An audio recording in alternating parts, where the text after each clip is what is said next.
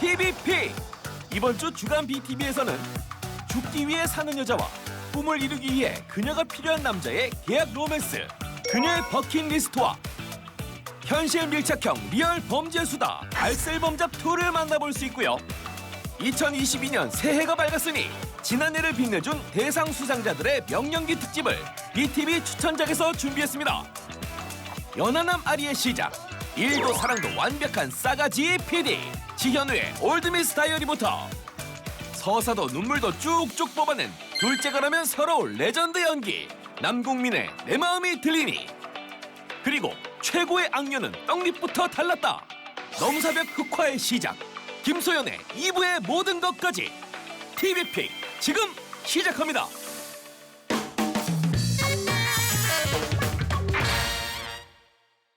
슈퍼 DNA를 가진 부모와 자녀들의 리얼 버라이어티 채널A 슈퍼 DNA 피는 못 속여. 사람의 재능은 타고나는 것일까요? 아니면 노력일까요? 헌데 만약 그 DNA가 좀 더 특별하다면? 각 분야의 한 획을 그은 부모님에게서 받은 슈퍼 DNA, 그 주니어들의 이야기가 시작됩니다. 대한민국 스포츠 레전드 분들이 총출동했습니다. 이분들이야말로 축구, 야구, 테니스계의 슈퍼 DNA 환영합니다. 안녕하세요. 전 테니스 선수, 지금 현 조기 축구에서 센터백을 맡고 있는 이영택입니다. 좀 인사를 겸손하게 하시는 것 같아요. 네, 전뭐 테니스계의 황제 뭐 이렇게 소개하는 걸 알고 있는데. 황제는 좀 아마 그 정도까지는 좀 아닌 것 같아가지고. 그 이유는? 예, 정현 선수가 제 기록을 깨는 바람에 겸손을 좀. 예. 아이 그래도 시작을 열어주신 거잖아요. 아이 그렇죠. 예. 바로 그렇죠. 죄송한데 저희도 인사 안 하나요? 귀여운 질투를 보이는 이분은 명실상부 K리그의 레전드 넘사벽 실력으로 그라운드를 누빈 축구선수 이동국, 그리고 한국 역사상 최고의 잠수함 투수이자 유일하게 월드시리즈 우승을 거머쥔 야구선수 김병현. 여기 나온 분들의 공통점이 있잖아요. 공통점. 바로 이 세들도 운동선수를 꿈꾸고 있다는 겁니다. 제 같은 경우는 이제 운동신경 이 닮았나 이렇게 뭐 들여다보는 것보다 그냥 밥 먹을 때 똑같구나. 엄청나구나. 그렇다면 그 DNA를 받은 이 세들 가운데 먼저 만나볼 슈퍼주니어는 유니폼을 입고 뛰어다니는 학생들 사이에서 통일점인 한 아이. 일단 드리블도 정말 잘해요. 힘이 세서 볼을 잘 지켜요. 스팅을 제일 잘하는 것 같아요. 1, 2년 배우는 선수가 아닌데. 완벽한 소녀, 넌 누구니? 안녕하세요. 저는 11살 운동을 사랑하는 이민아입니다. 귀여워. 테니스, 축구, 스키, 수영도 완전 좋아해요. 제일 좋아하는 운동은 뭐예요? 다 좋아하는데. 완전히 닮았죠. 바로 이현택 선수의 주니어 미나. 동글동글 귀여운 인상은 물론 운동신경까지 완벽 복제. 네. 하지만 아무리 대단한 아빠여도 미나에게는 잔소리꾼일 뿐인데 뭐라 그럴까봐 쳐다보질 않네. 잔소리 하니까. 지긋지긋한 거지. 미나야. 빙빙 돌아가는 외전목마처럼. 아빠의 애타는 코칭 욕심도 모르고 집에 가서 마라탕 먹어야지. 닭발이랑. 안 쳐다봐. 아 제발 보지마, 부담돼. 옆에서 말을 시키는데 너무 귀찮고 그래서 그냥 무시합니다. 주장 클났습니다. 똑 부러지게 제 할 일만 하는 솔직담백한 미나의 실력은 에이. 귀여워. 굿샷. 사실 이미 완성형이라고요. 좀 아까 내가 얘기하고 나서 좀 달라지지 않았어요? 하지만 아빠의 눈에는 아직 부족한 점이 보인다는데 이렇게 잘하는데? 왕년의 아빠의 모습을 그대로 빼다 박은 듯한 완벽한 자세. 그런데 본인은 물론 모두를 놀라게 한 미나의 행동. 코트에서는 무슨 일이 벌어진 걸까요? 물려받은 금빛 DNA에 노력까지 곁들인 주니어들의 성장기 채널A 슈퍼 DNA 피는 못 속여. BTV에서 확인하세요. 진짜 스파이더맨 여기 있네. 다르긴 하다. 각자의 목적을 가지고 시작된 두 남녀의 계약 로맨스 카카오 TV 그녀의 버킷리스트. 삶에 대한 의욕이라고는 없는 얼굴로 죽음을 준비하는 한 여자. 우리 건영이 죽었어. 너 때문에 죽었어! 준영아, 이게 무슨 소리야? 오빠가 나 때문에 죽다니? 오빠가 왜 죽어? 라리와의 기념일을 위해 몰래 아르바이트를 하던 중 사고로 목숨을 잃고만 남자친구. 홀로 남은 라리는 금방 따라갈게. 모든 것을 자신의 탓으로 돌리며 죽음을 결심하지만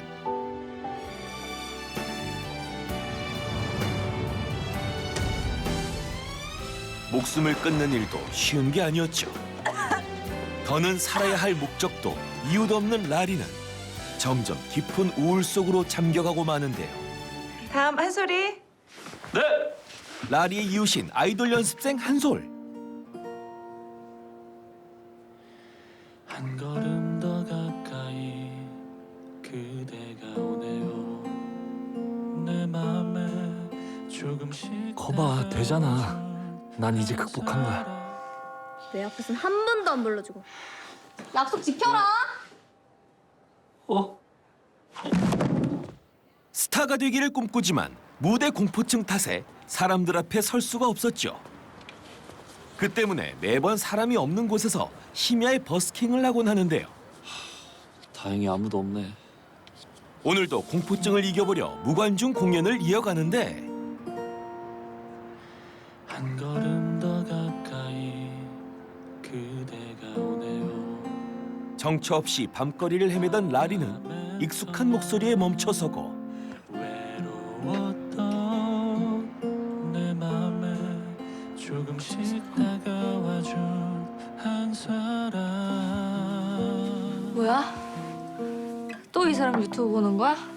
목소리 진짜 좋지? 요즘 인기 잘 많던데요? 그 주인공은 죽기 전 남자친구가 좋아하던 무명 가수였죠. 뭐야, 이 여자. 영문 모를 관객에 한솔은 당황하며 노래를 이어가고 깊어지는 한숨 속에서 떠오르는 이름 그대는 알고. 저기요! 제 노랫소리가 안 들리잖아요! 기이한 한밤중의 콘서트를 마치고 집에 돌아와도 계속해서 머릿속을 맴도는 수상한 관계. 뭘까? 미친 여잔가? 그때 떠오른 사실 하나.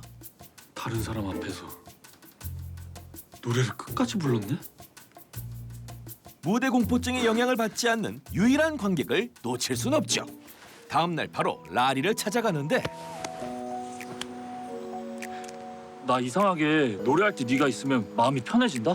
나 네가 있으면 다른 건 안 보이고 노래에만 집중할 수 있게 돼. 그러면 내가 제안 하나 할게. 무슨 제안? 내가 너 무대 공포증 없어질 때까지 너 무대에 같이 다닐게. 진짜? 대신에 조건이 있어. 과연 라리가 한솔에게 한 제안은 무엇일까요? 카카오 TV 그녀의 버킷리스트 BTV에서 확인하세요.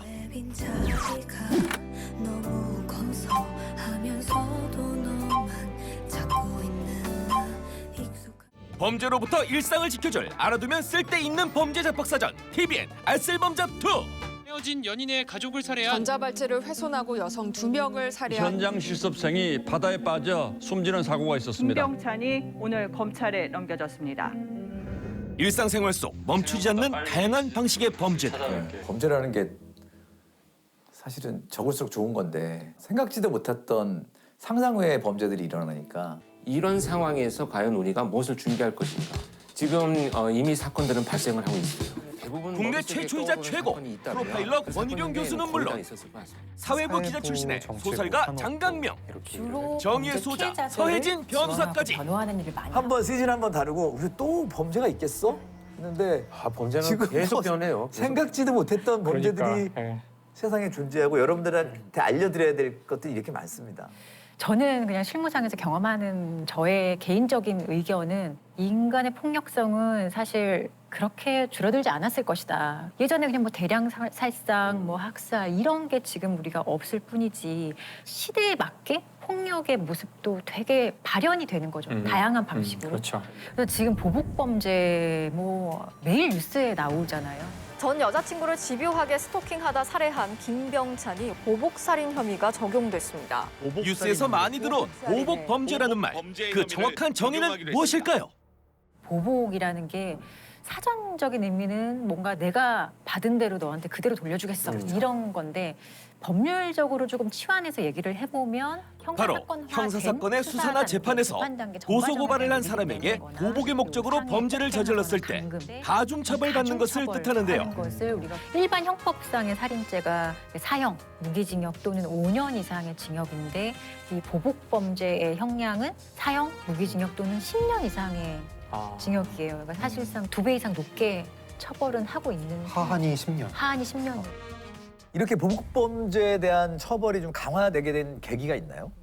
그 법정 증인 살해 사건이라고 있거든요. 법정 증인 살해 사건. 예. 범인들은 서울지방법원 동부지원 앞길에서 증언을 마치고 나오는 임 씨를 기다리다 노점상 좌판에 놓여있던 식칼로 임 씨의 목을 찔러 숨지게 했습니다. 대낮에 그것도 법원 검찰청사 앞 대로상에서 일어난 어이없는 사건이었습니다. 마피아 얘기도 아니고 한국에서 무슨 영화에서 나오는 장면이잖아요. 그 위협이 고발자에게만 향하는 것은 아니죠. 네, 그런 공격이나 위협들이 굉장히 많습니다. 뭐 실제 실행이 되는 경우도 있고. 전 그런 편지 경찰청에 있을 때도 많이 받았어요. 네 덕분에 잘 살고 있다. 딱 한 줄 오는 거야. 네 덕분에 잘 산다는 걸 내가 그럼 고마워라고 해라 이렇게 생각할 수는 없잖아요. 그리고 법정에서도 사실은 구속되지 않는 피고인 같은 경우는 재판 끝나고 복도에서 그냥 같이 나가요. 이렇게 복도를 막 제가 가고 있었는데 저한테 나중에 봅시다 이렇게 되게 무섭게 얘기를 했어요. 근데 죄명이 되게 안 좋았어요. 안 좋고 사실은 무서울 수 있는 상황인데 저 찌질한 놈을 내가 이겨야겠다 이런 오기가 발동해서 제가 따라가서 잡아가지고 이런 식으로 끝까지 제가 지지 않으려고 모두의 했어요. 감탄을 근데 불러일으킨 법박사의 대응은 변호사로서 법정에서 알아두면 유용한 세상의 모든 범죄 지식.